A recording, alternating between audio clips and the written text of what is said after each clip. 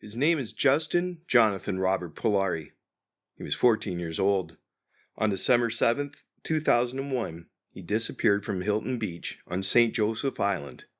And for 24 years, the official answer was that he simply ran away. We reached a point in this investigation where I can tell you with confidence that answer was never going to hold up. And now we have a specific reason that the next few weeks matter more than the last 6 months did. I'm Jay Nickel, a licensed private investigator with Nickel Investigations, and I host the Ontario Cold Cases podcast. I've been working this case since March on behalf of Justin's mother, Lori Smith.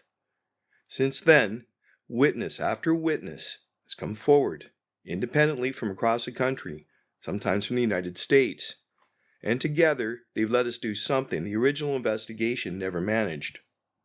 We can now account for almost every hour of Justin's last day. A restaurant in Hilton Beach earlier in the day, a friend's place where multiple people saw him hanging out, drinking with other teens. The community hall later that night where his father walked in and forcibly removed him in front of several witnesses. The moment he came back to the hall after his parents left. A play fight outside with another friend that gave him a cut lip, confirmed now by someone who saw it happen with his own eyes. A ride home from two of his friends, both of whom have now spoken to me directly. That's a remarkably complete picture for a case that was treated by police as a runaway and shelved within days. We've also established something the original investigation never did.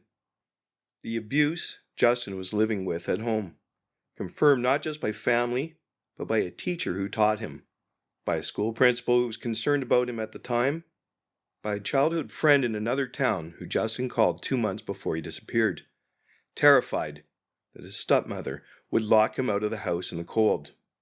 Again. That's not the picture of a kid who ran away. And now I need to tell you why I'm writing this update right now, instead of in another month. A property has been identified. Justin's mother has confirmed that her ex-husband used this property to store construction equipment. A witness who personally worked at that property is convinced Justin is buried there. She submitted a Crime Stoppers tip about it years ago. Nothing happened. That property is currently for sale. If it changes hands and is cleared or built on, anything that might still be there could be destroyed in the process. We're preparing a formal submission to the Ontario Provincial Police right now, structured specifically to ask for action that could preserve evidence at this property before that happens. That's not the kind of submission a small private investigation usually gets to make. We can only do it because of the witnesses who have come forward in the last few months, and the work that's gone into verifying their accounts. This is exactly the moment that continued support matters. Every dollar Lori has directed through the GoFundMe goes straight into this work. Travel, in-person interviews, document searches, the legal and forensic groundwork this submission needs. The link is in the description. There's one piece of his last day we still don't know about.